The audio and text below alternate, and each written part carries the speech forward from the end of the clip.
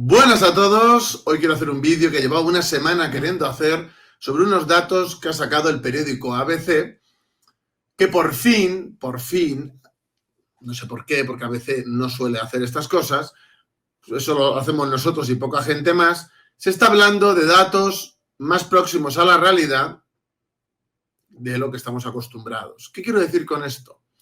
Que se han hecho estos datos por gente nacida en el extranjero por países. El porcentaje de inmigración, ya sabéis que estamos en el 18, algo por ciento de gente nacida fuera de España que está viviendo en España, es decir, de inmigrantes que viven en España, que aunque reciban la nacionalidad, tienen el origen que tienen, han nacido donde han nacido y no son españoles. Y luego además a esto habría que sumar los hijos que tienen aquí que viven segregados de la sociedad española. Y la gente dirá, no es verdad, porque mira, un chico que ha nacido en Marruecos, viene aquí con 40 años, se pasa 10 años aquí, pide la nacionalidad y se la dan, ha vivido 40 años de su vida, además los más importantes, fuera de España. No es español. Para ser español hay que ser hijo de españoles o ser culturalmente español, que normalmente, y lo lógico y extremadamente mayoritario, es cuando eres hijo de y te crías aquí, obviamente. Si tú te nace un niño aquí y se cría en la cultura de aquí, con españoles y demás, esa persona a lo largo de los años demostrará que culturalmente es española. Si no, no son españoles. Pueden estar integrados, pueden tener un funcionamiento normal aquí, están en España trabajando y aportando, no hay ningún problema, pero españoles no son. Y este tipo de estudios permiten que se vea más la realidad. Por lo tanto, es algo positivo, me parece un paso adelante. Ojalá todo el mundo empiece a tratar el tema como se merece. Sobre todo por los problemas y las dificultades que estamos atravesando como país. Voy a leer algunos datos de este estudio. Hay más personas nacidas en Marruecos, viviendo en España, que nacidas en Asturias, Vizcaya o la provincia de La Coruña. Y hay que tener en cuenta que los hijos, por ejemplo, de estos marroquíes, que muchos se crían al margen de la sociedad española, cuentan como españoles nacidos en España. Quiero decir que el problema es más grave de lo que muestra el ABC, pero aún así esto se acerca más a la realidad que decir que en España hay un 13% de inmigración, que es ridículo. La gente que vive en barrios donde hay mayoría de gente de fuera, o ciudades como Madrid, por ejemplo, que se nota a pie de calle, o Barcelona, pues ven las estadísticas oficiales y les da la risa. Les da la risa porque no tienen nada, cualquier parecido con la realidad es, vamos, mera coincidencia, anecdótica, diría yo. Continúo. Marruecos es con diferencia la primera comunidad de extranjeros en España porque son más de 1 millón, más de 1.100.000. Es una barbaridad que hace viviendo en España más de 1 millón de personas de otro país. ¿Qué sentido tiene eso? Ninguno, absolutamente ninguno. Encima la cuarta parte está en Cataluña, es decir, están concentrados en Cataluña.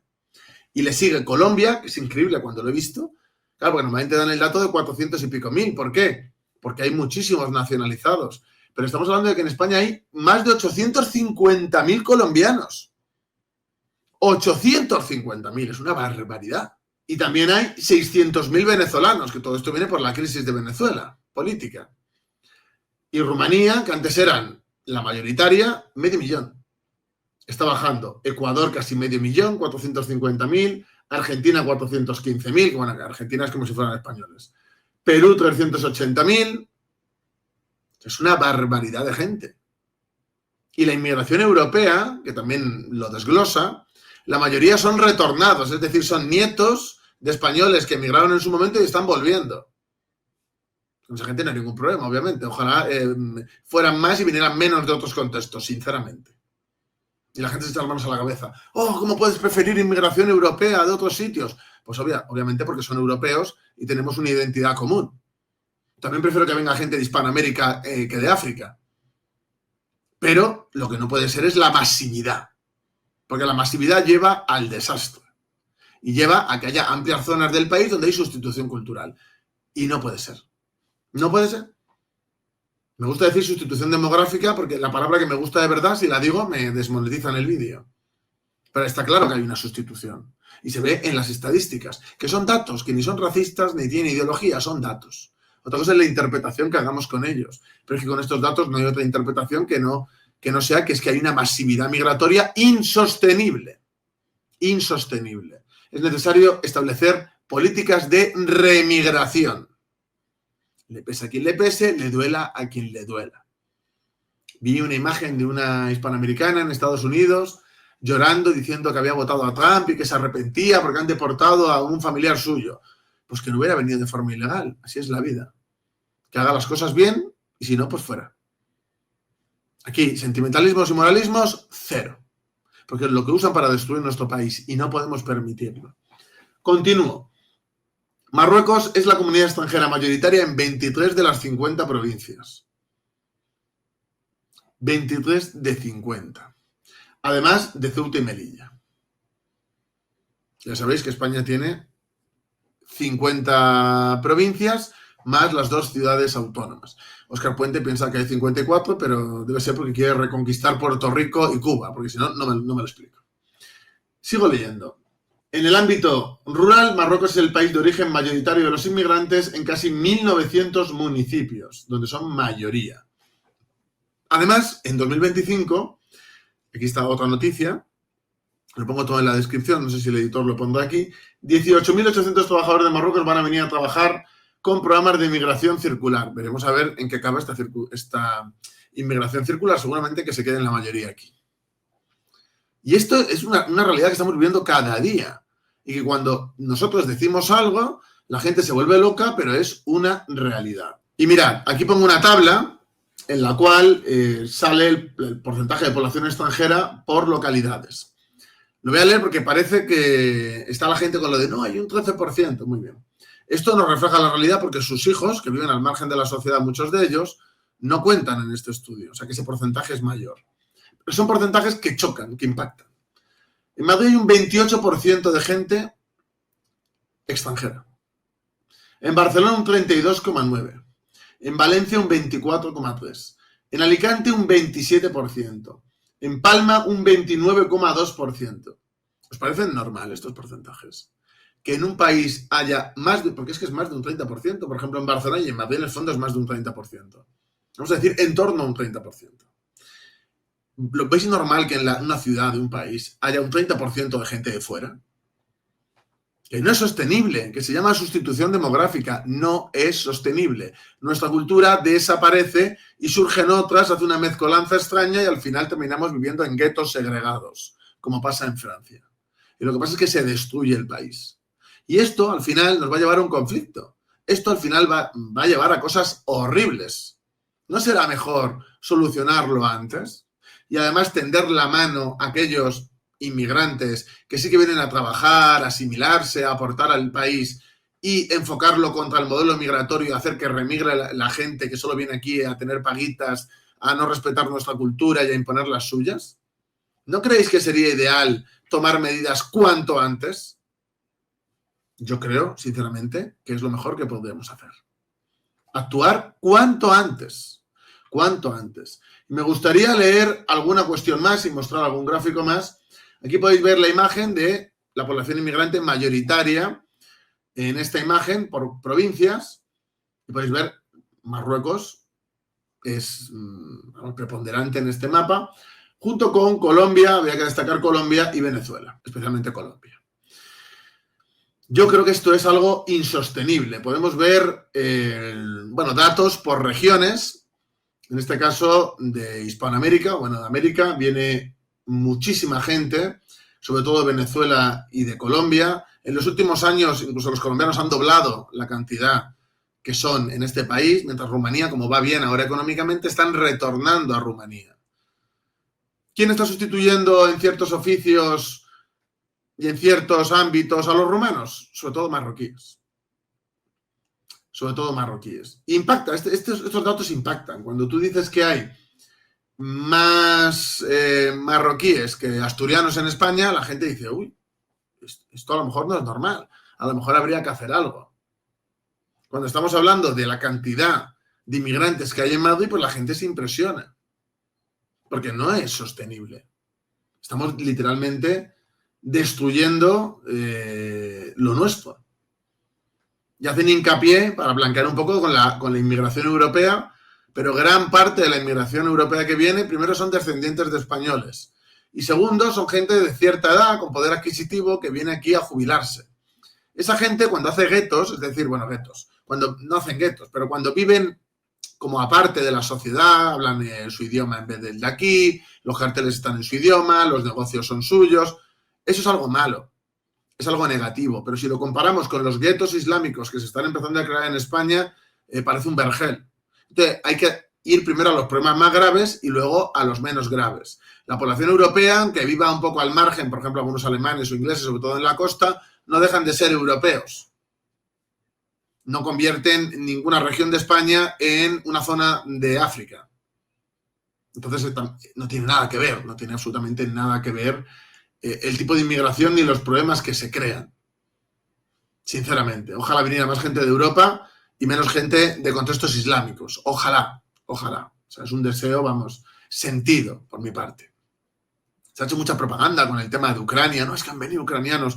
La mayor parte de los ucranianos que han venido han sido mujeres y niños. Han venido por una guerra de verdad.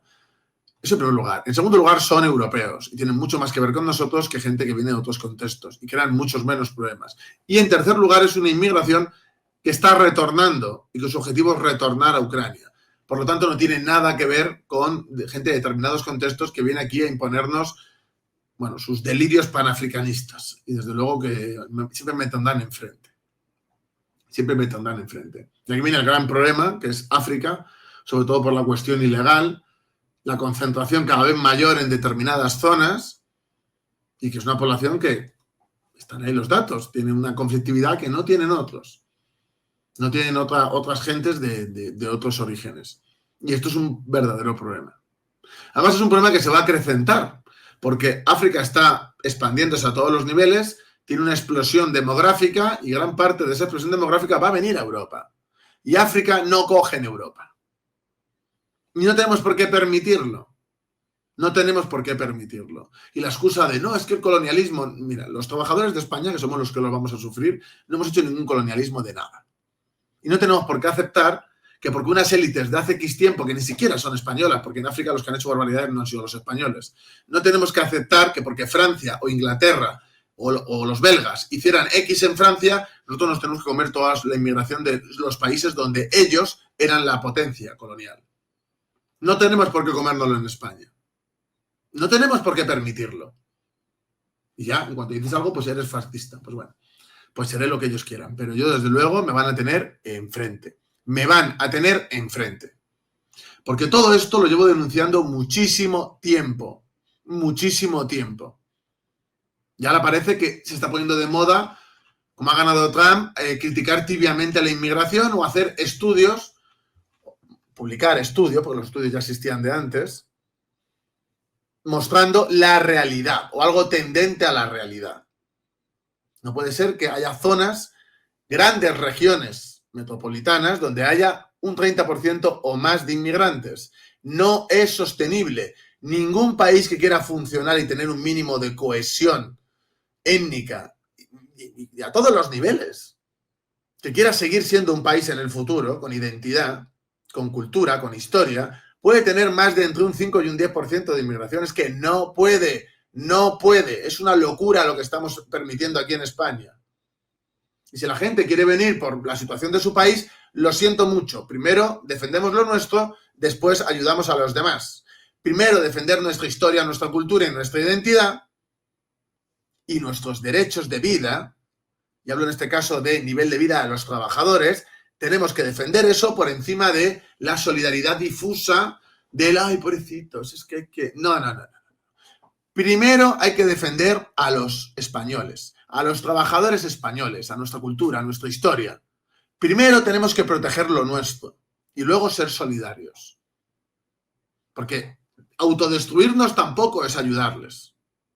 Estaríamos tirando a la basura el legado que nos han dado nuestros antepasados. En este caso, histórico-cultural. Y la identidad que nos han legado. Por lo tanto, no podemos permitir que nuestra cultura y nuestro país se conviertan en una mezcolanza sin sentido en la cual termina destruyéndose lo nuestro. No puede ser que esos países de los que viene esta gente puedan mantener su identidad, su cultura, su historia, absolutamente todo, y nosotros tenemos que desdibujarnos y desaparecer. Yo lo siento, pero no puede ser. Y además no va a pasar, porque ahora todavía la gente está con la idiotez, pero en un futuro, aunque seamos menos, nos vamos a cohesionar para defender lo nuestro cuando esté en peligro. Y ya está en peligro. Entonces ya es hora de reaccionar.